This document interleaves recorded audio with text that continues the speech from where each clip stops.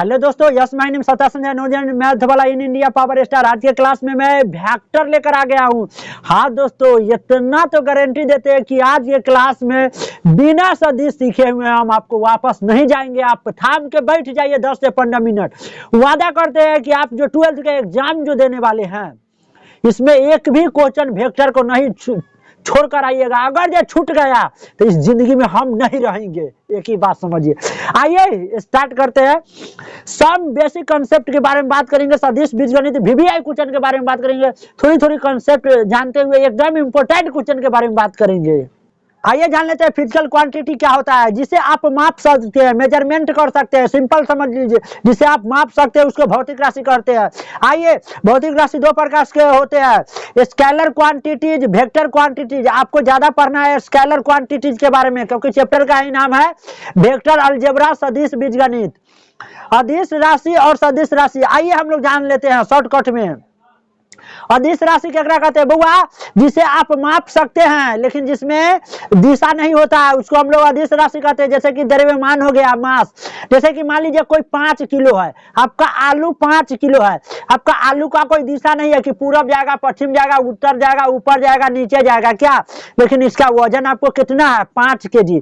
तो आप इसको माप लिए, तौल लिए, तो ये आपका अदिश हो गया। जिसका कोई रास्ता न हो न जाने का, उसको हम लोग अदिश बोलते हैं। फॉर एग्जाम्पल, लंबाई, आयतन, घनत्व, समय, चाल, विद्युत धारा, आवेश, तापमान, कार्य, ऊर्जा इत्यादि।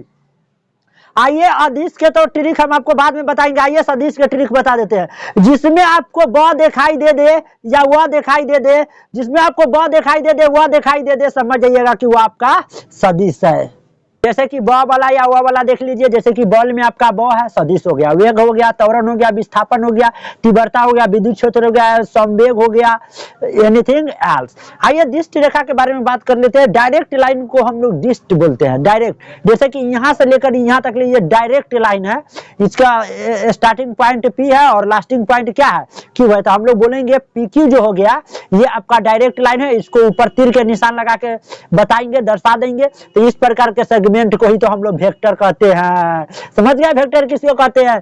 जिस पर ये वाला साइन आपको दिखाई दे दे उसको क्या बोलते हैं? वेक्टर। आइए मॉडुलस ऑफ ए वेक्टर, सदिश का मापांक निकालते हैं। मैग्नीट्यूड कैसे निकालते हैं? वैल्यू कैसे निकालते हैं? किसी सदिश की परिमाण, मैग्नीट्यूड, वैल्यू की माप को प्रकट करने वाला धनात्मक संख्या को, कौन सी संख्या को?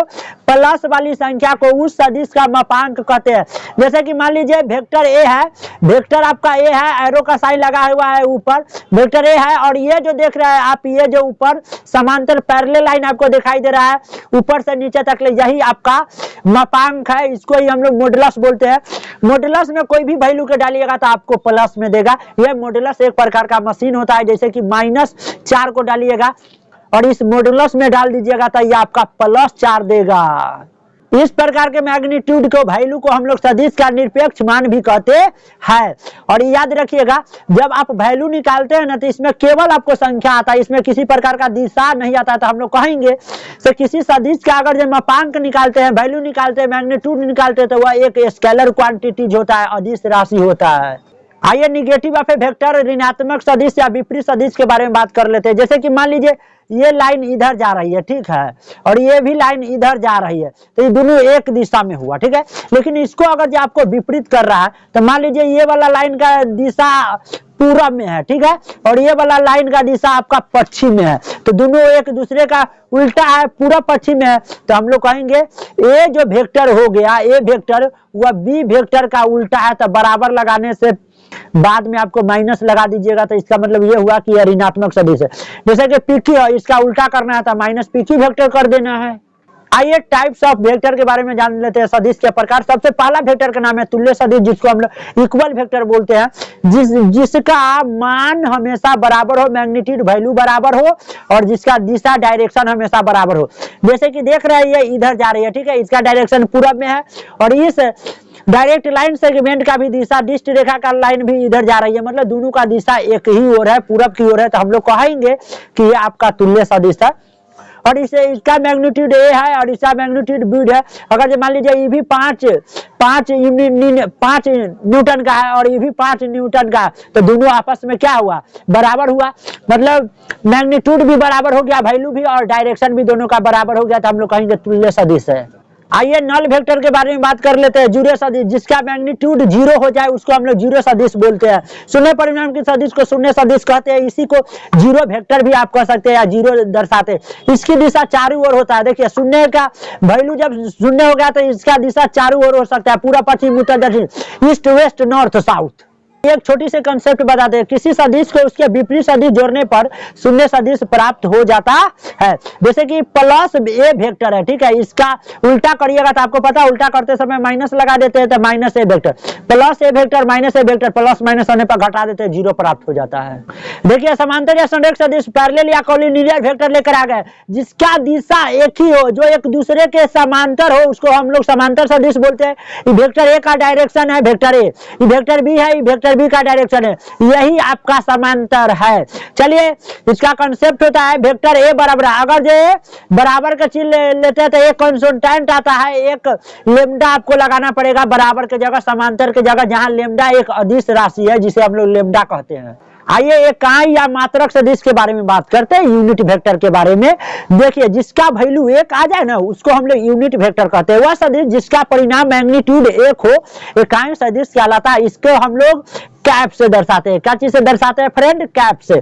जैसे कि मान लीजिए ए वेक्टर है, ठीक है, तो ए वेक्टर को इकाई में बदलना है तो ए वेक्टर और बटा में ए लगाइएगा, ए से ए कट गया, आपके पास 1 आ गया, ऊपर कैप लगा दीजिएगा। इसका मतलब ये होता है कि ये आपका इकाई सदिश है, यूनिट वेक्टर है, जैसे कि मैंने यहाँ पर बताया है।